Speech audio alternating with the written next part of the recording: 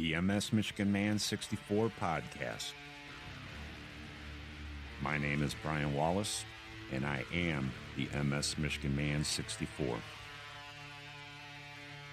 The MS Michigan Man 64 podcast is about chronic disease awareness. I have had multiple sclerosis for the last 27 years. It's an invisible chronic disease that I've been battling for half of my life. I want to share with you what it is like living with the chronic disease from my experiences and the experiences of other chronic disease warriors. We can fight to have a voice to those that want to listen. Together, we can motivate and educate.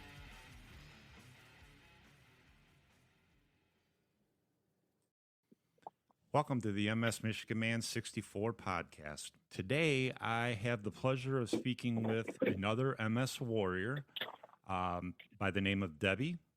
How are you doing today, Debbie? I'm doing okay today. How are you? I'm doing okay.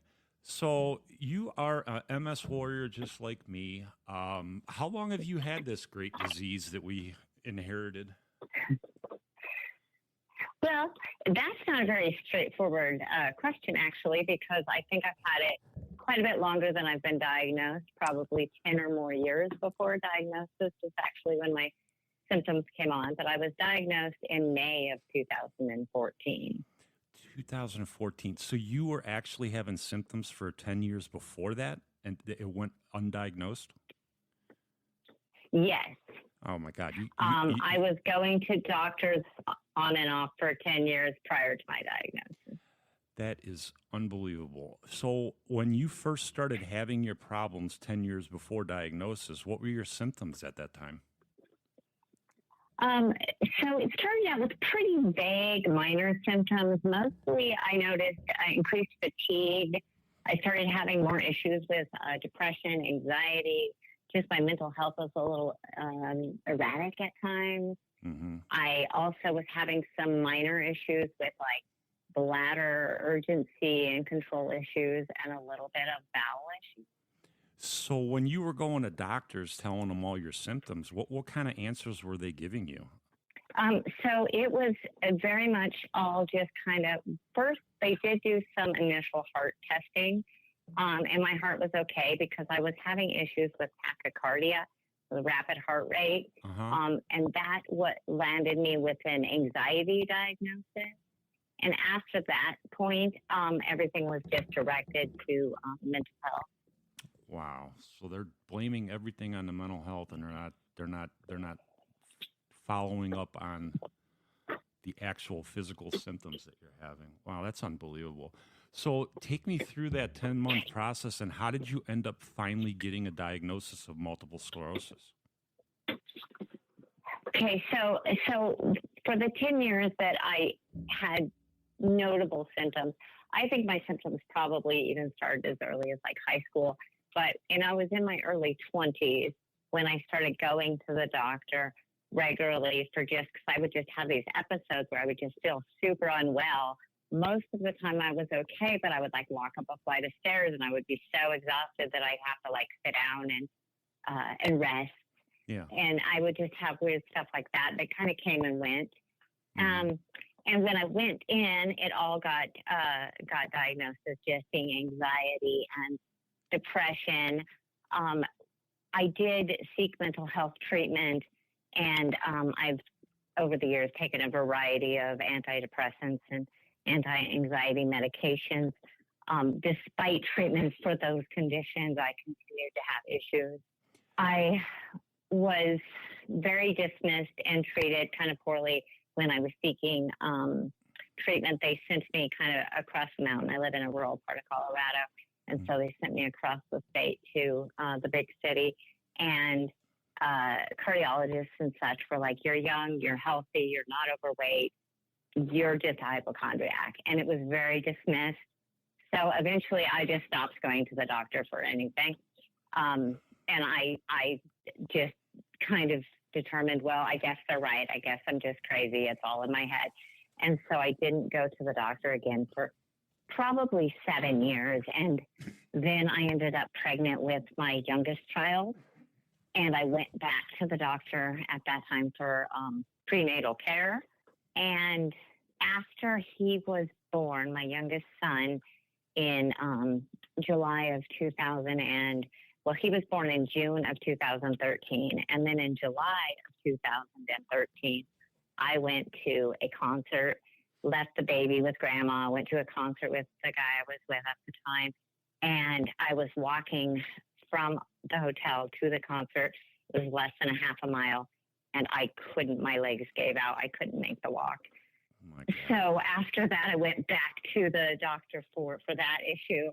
And they referred me to physical therapy. They did an MRI on my knee. They didn't find anything really notably wrong with my knee, but they had me go do physical therapy. I did that for a year. No, 10 months, about 10 months. Then they referred me back to my regular doctor. The physical therapist said, it appears that you have some kind of nerve damage, because by this point, I started to have weakness and issues, not only in my left leg, but it had spread to my left arm. And I was having a hard time writing, and I'm left-handed, and I was having a hard time writing and using my left hand. Mm-hmm. So when I went back to the doctor at that time, and that was in May of 2014, they decided, they presented the possibility that it might be multiple sclerosis, and they sent me for a MRI, and they followed that up with a spinal tap. And I had O-bands and multiple lesions, and the diagnosis was made at that time of multiple sclerosis. Wow, that is just amazing that you went through 10 years without a doctor ordering an MRI. That's just mind-boggling to me. That wasn't one of the first tests when you have like nerve symptoms. It's just amazing that it took them that long to do that for you. No, it was not even suggested. I do live in a rural community. I feel that may have played a part in the delay. I don't think that's a good in excuse. hindsight, I just, well, and in hindsight, I will say that I advocate a lot for people to trust themselves when something's wrong with you, because I allowed myself to be kind of gaslit or dismissed. Mm-hmm. I really came into it. I had always been, I had never had major medical issues or anything, and I didn't take medications regularly. I had no ongoing regular medical care that was required. I was young. I considered myself, pretty healthy. Yeah. And so when I went to the doctor, I expected that they would have all the information, and whatever they said was kind of like gold, if you will. And so when they said, no, you're fine, this is just a mental health issue, this is just in your head, you're just, sensitive, and you're just, everybody has pains and aches, and it's just part of being a human. And I'm like, well, okay, I guess I'm just really wimpy, because people seem to handle it really well if everybody feels the way I feel all the time. Yeah, but right. I guess that's, but I don't know how other people actually feel. So it was very much just kind of dismissed to me by being told, like, everybody has these kind of problems, they just deal with it. Yeah. And so I'm like, well, okay. And so I tried to just, act like you're supposed to and present like everybody around me presented. So I learned not to complain if I was in pain. I would ignore my body, and I got really out of touch with myself, because I would just disconnect from all those aches and pains and discomforts and weird sensations and such, and I just was like, assumed that was normal. Yeah. No, In fact, my husband, a few years back, we were talking, I have a lot of GI issues and stuff, and we were talking about that, and my stomach always hurts. I have pain in my stomach like every day. And usually it's at a level where I can tolerate it, and I just kind of ignore it. And to me, I was like, I just assumed everybody had pain like that. Yeah. And, and my husband was like, no, that's not normal. you know, but you don't really know how anybody else feels. And if you're being told that that's normal, it's easy to just kind of dismiss yourself. Yeah, absolutely. Especially when you got doctors telling you that. That's crazy. And I'm the same way as you. Like when I got diagnosed, I mean, I know my body, you know, and I know when my body's right, when my body's wrong. And when I started tripping and all that, you know, I knew something wasn't right. And I just, it took 10 months for me to get diagnosed. Thank God it wasn't 10 years like you. But that's just so frustrating when you got doctors telling you, oh no, it's all in your head. That's just so frustrating. And unfortunately, I think that is a common problem. And I've heard from a lot of other female warriors that that's kind of an issue, is that it's oftentimes dismissed as just a mental health thing, or maybe it's because you're hormonal, different times of the month, estrogen levels are changing, things like that are sometimes used to dismiss some of those early symptoms that are a little more vague. Yeah, it's just, when I hear stories like that, it's just so frustrating to me that people are put through that when they are going to the doctor to get answers and they're getting spun around by the doctor like that. That's just so frustrating to hear stuff like that. So when you got diagnosed, I know you said you're married. How did your husband deal with that? Because I mean, that's a huge, not only for the patient that's actually getting diagnosed, but for the family members, you know, if it's a spouse or your kids. How was that diagnosis handled by your family? Yes. Okay. So my current husband and I got met or started dating in 2017 and got married in 2019. So my current husband was not a part of my initial diagnosis. But I had a baby and I was living with a man, and it did not, our relationship failed within a year of my diagnosis. He was unable to handle that. And we were young. We liked to drink and party and a little bit. And I had to make some pretty significant changes to my lifestyle to be able to live with multiple sclerosis, and he wasn't ready to change his life. So that relationship dissolved. We split up around our son, my youngest son's second birthday. Gotcha. And he's 11 now. Gotcha. And then I was single for a while. But what happened was, so I got I saw my regular doctor, got the tests ordered, got the confirmation and the diagnosis of multiple sclerosis. There was a neurologist locally in that clinic that I was going to. I was referred over to this neurologist. And so I took the man that I was with at the time that I had the baby with to my appointment, thinking, well, this will help him to understand, because I wasn't keeping up with the house. I wasn't keeping up with the new baby. I was so tired. I was crazy. I had definitely some postpartum depression. I was a mess. Yeah. And he was not being very empathetic. He was like, you need to suck it up and do what you need to do and take care of our baby. And so I took him with me to this appointment to see this neurologist. And I'm like, this will help clear things up. And he'll understand that this is a little more serious than like the flu or something.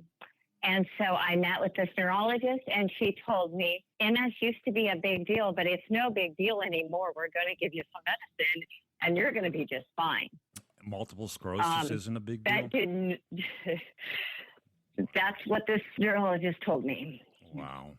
And so we left there, and my baby's father was like, see, I told you it was no big deal. You're fine. Oh my that God. Also did not help no. my situation, or him being empathetic to the fact that I really was trying as hard as I could. Yeah. I just was having a lot of issues. I was still working full time. I had a brand new baby. I have 2 older children. I was struggling a lot. and I had a partner at the time that was like, you see, you're fine, just like the doctor said, chop, chop, get two. And I couldn't get two. Yeah. And so that didn't work out. Then I was a single mom.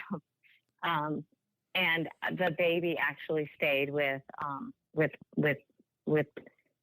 with the father, because I was too sick to take a baby with me. My God. When we did split up. I still see my son, and we've always kind of he has primary custody, but I do have visitation and time with my son. So it worked out, but it was a very difficult time in my life when all of that was happening. I also did not fully believe this neurologist saying that it was no big deal, just based off the little bit of research I had done after getting the diagnosis.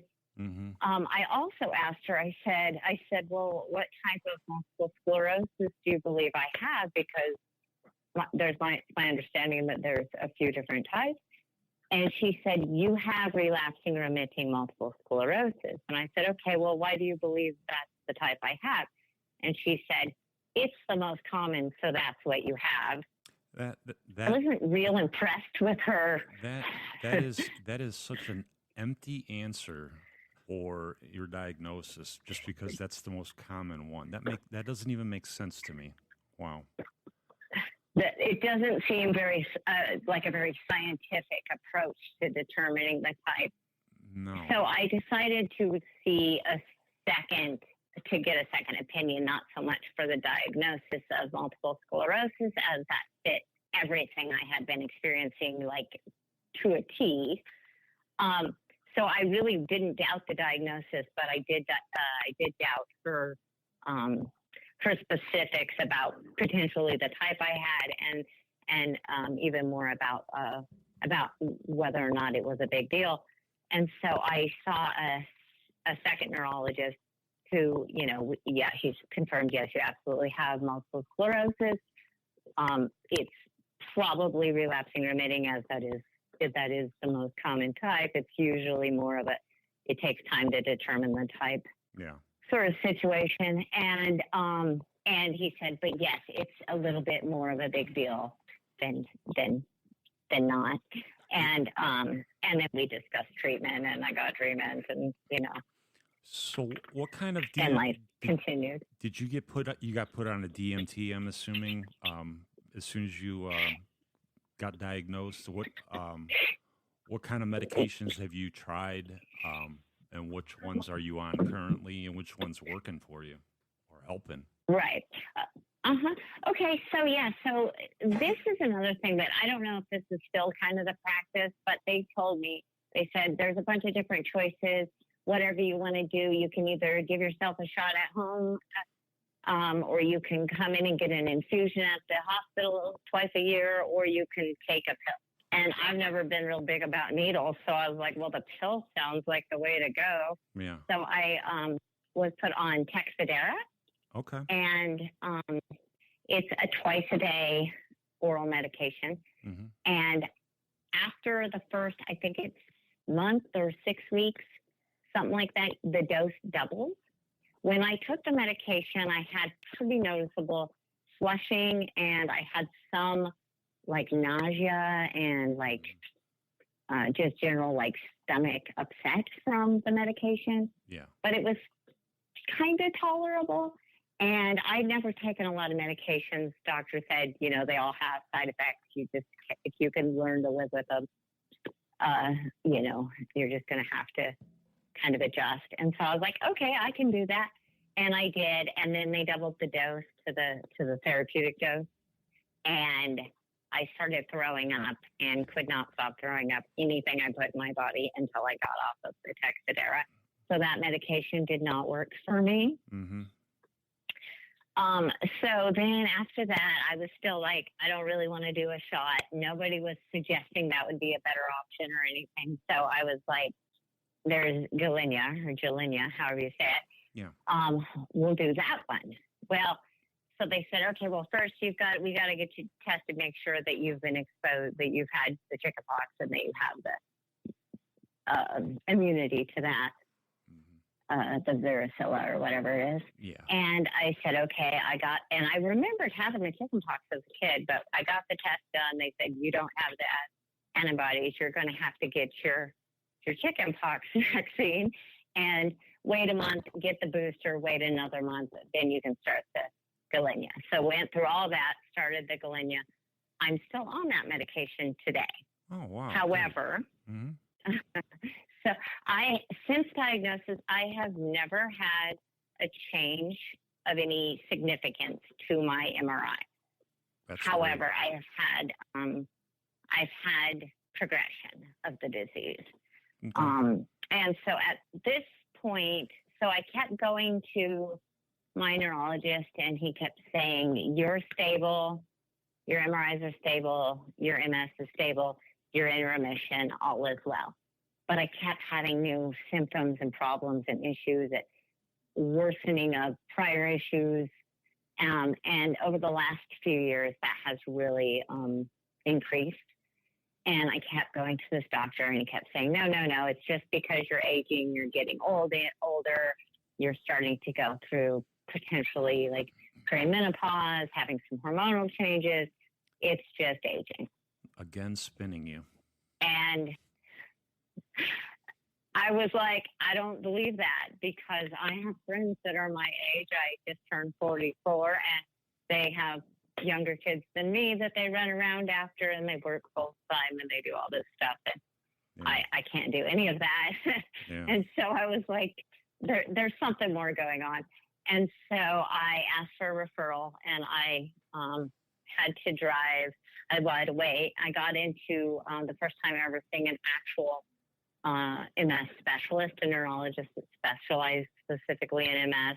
Mm-hmm. So I went to the only one in the state of Colorado. It's in Aurora, over on the other side of the mountain. It's about 6 hours, 5 hours probably from where I live to get over there. So I went over there and saw a specialist, and they believe that I am progressive at this point.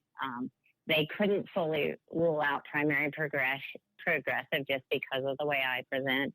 However, when I lost my legs, that was likely a true relapse. And so more likely than not, they went with a secondary progressive diagnosis for my updated diagnosis. Got it. I'm still on the Gilenya. You can't just stop taking it. Well, I mean, you can, I guess, but there is an FDA black box warning for that medication. If you just stop taking it, there's a notable risk of severe worsening of your multiple sclerosis symptoms. So they strongly suggested that I continue taking the medication. However, they did agree that it is probably not helping with my progression. And thus they would recommend that I switch to a higher efficacy medication, namely Ocrevus. Okay. I follow up with this doctor. I have a telehealth follow-up next month where I will make a decision on whether I'm going to go that route. Okay. But in the meantime, I'm 44, and they said, you need to get a mammogram. And I got a mammogram. And they called me back and said, we need to do some more imaging because your mammogram didn't come back clear. You have dense breast tissue, and we can't tell what's going on. We need to do some more imaging and follow that up with an echocardiogram. Mm-hmm. Or so, not an an ultrasound. Yeah, ultrasound. Yeah. So and they did find a mass, and I'm waiting to schedule to get a biopsy on that mass. They said it looked low suspicion, but given my 10 years on immunosuppressants and so forth, they recommended I go ahead and go forward with the biopsy and not wait. Yeah. So I'm going to get the biopsy and see what that says. I do know that Ocrevus comes with an increased risk of the development of breast cancer. I was not concerned about my breast cancer risks until having the mammogram. So that's kind of all up in the air. So kind of depending on that, I'll have to have some further conversation with my neurologist about what's the best way to go with my DMT. But I am looking to make a change to that because it does not appear that Yeah. The medication I'm on right now is keeping me Yeah. my progression at Stable. bay. Yeah. Stable. You know, Yeah. and I've been doing this for 27 years. I've been on about 4 or 5 different medications. Every medication that I've been on, that has the same warning labels. It tears apart your kidney, tears apart your liver. Some of them, like if you get into Tysabri and other medications, they're talking about PML. I mean, there's the side effect. If you look at the list of side effects on these meds, it would scare the hell out of you. But we don't really have we don't really have that much of a choice, because it's either you put this poison in your body to try to stop or to try to slow it down, or you go without it and risk being more disabled quicker. Yes, it's pretty terrifying. We don't have a lot of great choices, and so for me, it's sort of like I have great choices with my current medication situation. Well, I can, against medical advice, I can just stop taking it and roll the dice as to whether or not I get the severe worsening of my symptoms. I mean, I can do that. I'm not going to do that one because that seems way too risky. But that's one of my options, I guess. Right. I can stay on the Gilenya that me and my neurologist both agree is probably not helping me, but it would prevent me from having the side effect risk of the severe worsening. So I could just stay on it anyway forever, I guess. Yeah. I can transition onto the Ocrevus and make that my new DMT. And then the other option I have is to do, if I want to go off of DMTs, or if I want to go off of the Gilenya and try something else other than the Ocrevus, I can just do like a loading dose of the Ocrevus, and that works as like a mitigating of that risk during that transitioning off of the Gilenya. Yeah. So that's another option. Mm-hmm. So those are like 4 kind of like, none of them are like fantastic options in my mind, but that's the choices. So you got to decide between the choices that exist, right? Right. And that's the thing that I really get frustrated with, just like people that are atypical, whether it's a family member or a friend. They don't understand that that's what we go through, and they don't understand that, yeah, we might look good, but we don't feel good on the inside. And that's just something that I really want to make people aware of, is that, just because we look okay doesn't mean that we feel okay. Yes. And that is something that I've really struggled with, because for a lot of the time during the course of the 10 years that I've been diagnosed with multiple sclerosis, I've appeared okay or better than a lot. And mobility-wise, I've had a cane more than not. Since diagnosis, I've pretty much needed a cane outside of my home the entire time. But after I lost my legs early on, I was in a wheelchair. I did a lot of PC, and I got back to just having the cane out and about, and pretty good on my feet. Mm-hmm. And yet I was continuing to have a lot of the invisible symptoms, the stuff that people can't see. Right. I suffer with a lot of head pain, the trigeminal neuralgia, the migraines, those types of things that are just terribly maddening. I have severe light sensitivity. Mm-hmm. I have a hard time tolerating the light, and it's debilitating, but I look fine. Right. Yeah. When I'm in a wheelchair or I'm using my rollator, now that my mobility's gotten kind of bad again, I get a lot more compassion from the general public. Yeah. Because I look the part. Yeah. I remember early on, I went to Walmart and I had to use one of those riding carts that they have there for people. Yep. I remember some people coming up to me, some ladies, and they gave me some grief because they're like, "You need to not be using that cart, leaving it for old people that actually need it." And I was brand new diagnosed, and I was in early 30s. And I mean, I left there and I was bawling. I didn't go to the store again and use one of those cuts for over a year. I just would suck it up because I didn't want that kind of grief. God. And of course, I've learned now to do what I need to do for me. But Yeah, God, that's just sad that people are like that in the world, and it's very frustrating to me. And but that's the thing that we, as a chronic disease warrior, right, and it's not even just multiple sclerosis, fibromyalgia or whatever it may be, migraine headaches. You don't look sick, but you don't feel good.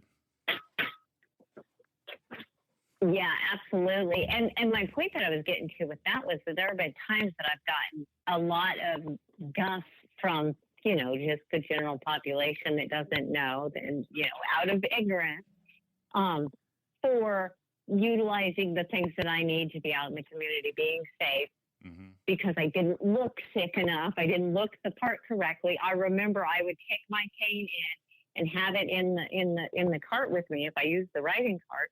That way it would show people that, oh, there must be something wrong. She has a cane there. Yeah. And it would give me a free pass, if you will. But then I've also had times where I'm out in the community and I'm in my wheelchair and people are so compassionate that I actually feel better on those days maybe than I do on the days that people are less understanding because they just don't look correct. Yeah. Whatever that means to another person. But if you don't look the part, they're not as likely to be as kind. Yeah. Yeah, absolutely.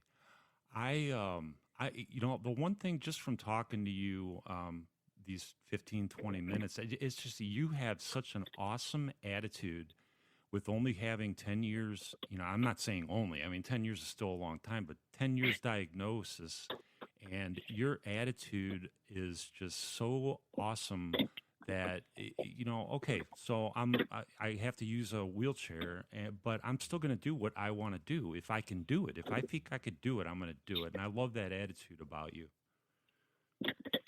Oh, yeah. There are definitely things that I have just been like, I used to be a downhill skier and I loved it. And I don't do that. I don't tolerate the cold. I'm not good on my feet.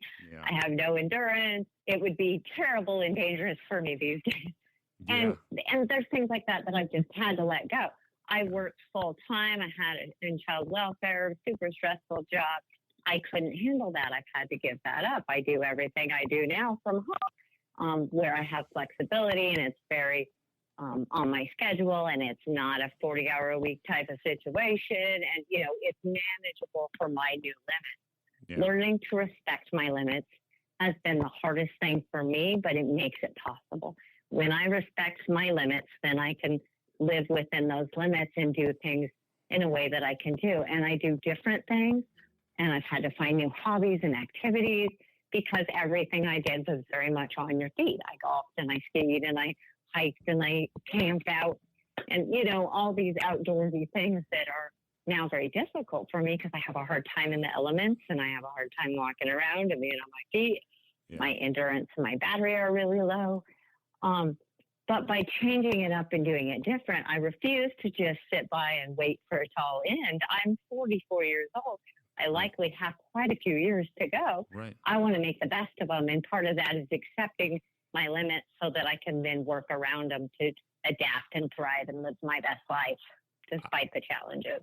I love that. I love that attitude. Your attitude is so much like mine, with doing this for 27 years and going from playing football at the University of Michigan to, running a triathlon, getting diagnosed, and all that went away. I couldn't do any of that anymore. But I wasn't going to give up. I'm like, I got a life. I got a wife. I got kids. I got a job. You got to keep on plugging. You got to keep on going until you can't. And that's the message that I love that you give. So I want to ask you one more question before we wrap this up, Deb. If you were going to tell somebody that is just getting diagnosed and they are scared about their future, what would the message be to them, just to encourage them and motivate them that this isn't the end? I just, don't be discouraged because, for one thing, it really is the snowflake disease. And that being that it is so different for everybody and how much it changes and impacts our life and what those challenges that we experience are is very wildly different for everyone. Mm-hmm. I think that science has come a long way. There's a whole lot more hope and treatment for those diagnosed with multiple sclerosis than there's ever been. Mm-hmm. And find a support community because it's possible, but you need to find other people that can empathize and truly relate to and understand what you're dealing with so that you can have the support and get the answers you need and listen to yourself and keep getting second opinions. If you get brushed off, go to somebody else and keep searching until you get the answers you need. I love it. But it's doable. You can have a good life with MS. I totally agree with you. I'm going to say one more thing on this. I almost did it in. Okay, so I'm just going to tack this on here at the end. I'm a recovering alcoholic.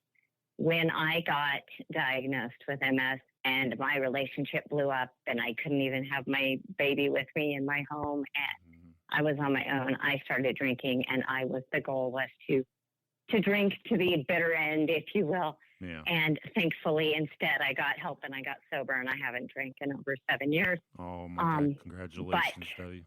That's awesome. That is so don't awesome. give up. You can do this life. Yep. It's doable. But, and taking care of yourself and prioritizing your self-care is essential to living a good life with multiple sclerosis. I totally agree with you, Deb. And I really want to tell you, I am going to say a prayer for you about the biopsy with the mass that they found. I am hoping that is going to be all okay for you. I'm very compassionate about breast cancer too. My mom passed away because of breast cancer, so but she was diagnosed 20 years, so she made it 20 years with it, and I just hope that you get good news, and I will say a prayer for you. Thank you, and I'm being very optimistic about it. I'm very encouraged. The doctor that came in the room and checked it all over and reviewed my results optimistically thought that it did not look particularly suspicious.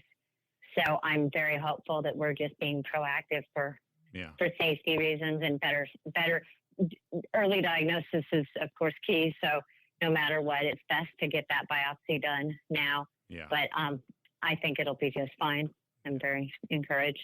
But I appreciate you. No, I appreciate you, Deb. I thank you so much for coming on and joining me today. And you just continue fighting the fight with this MS, man.